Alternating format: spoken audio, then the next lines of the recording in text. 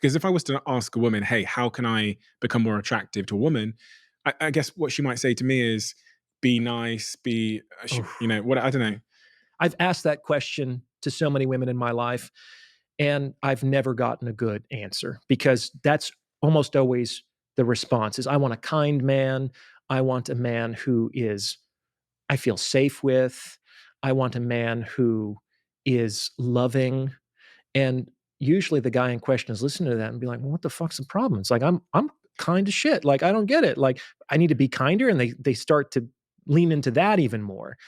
And I don't think that these women are necessarily lying to these men, but they're leaving out the most important part. One of my most popular YouTube videos is the part that women always leave out that speaks exactly to this problem, which is that women do want those things that they list off when men ask them that question. They just want them from the men that they're attracted to.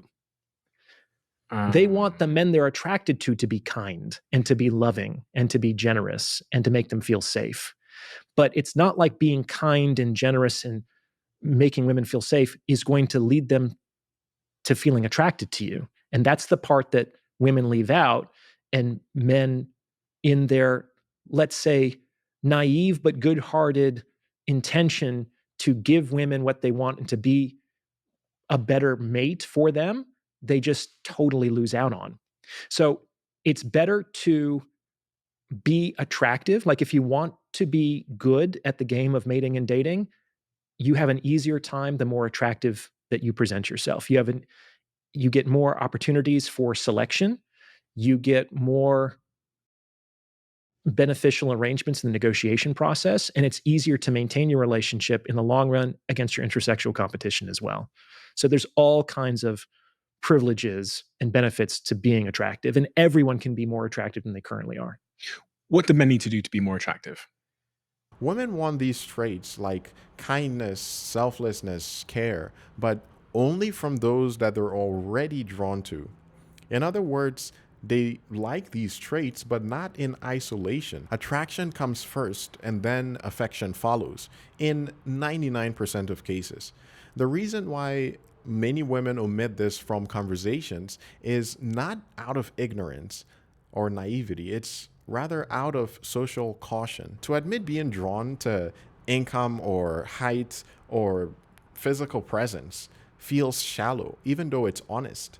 And men, of course, we moralize about that while quietly filtering based on our own aesthetic preferences.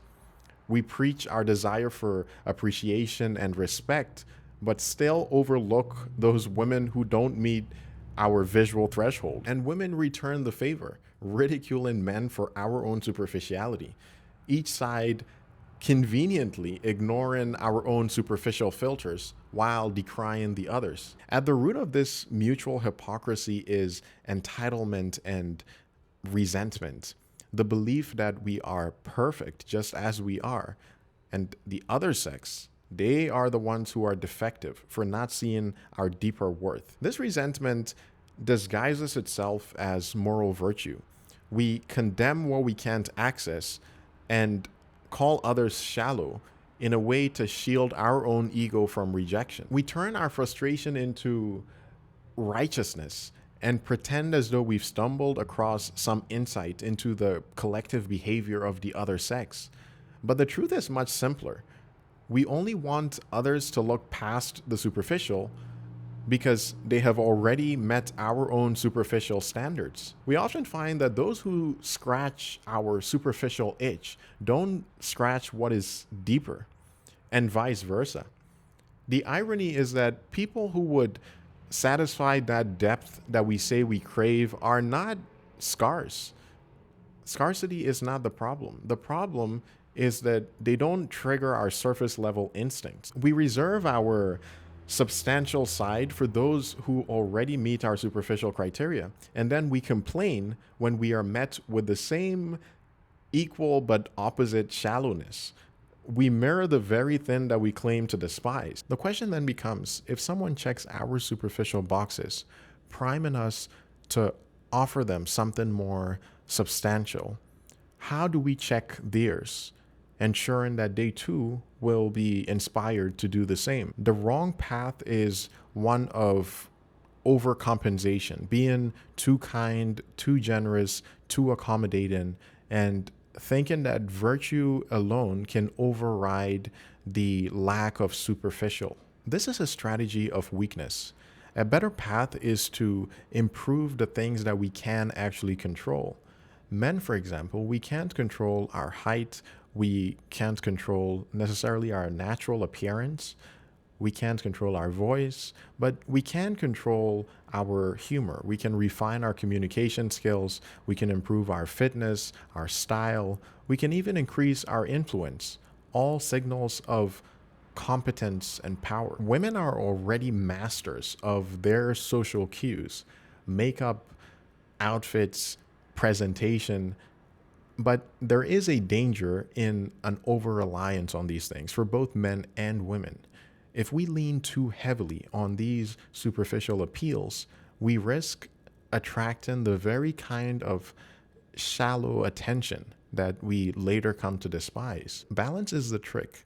Too much depth without appeal, and we become invisible. Too much allure without the depth, and we become replaceable. Both men and women should stay kind, even towards those who do not reciprocate it back. Not desperate, kind. It's easy enough for us to be kind towards those who are attractive or successful, but it takes strength to be gracious towards those who do not spark a desire in us or those who do not desire us back. At the end of the day, our superficial preferences aren't random. They're evolutionary shorthand. Men respond to signals of fertility, women respond to signals of security. These are not moral failings, they're ancient wirings. The modern tragedy is that our Stone Age software runs in a world of algorithms that amplify our primal triggers. To be self aware enough to manage that programming, balancing instinct with intention, is perhaps the highest form of modern maturity. The goal is not to suppress our superficial impulses, but rather to integrate them. That way, whatever catches the eye can also hold the soul.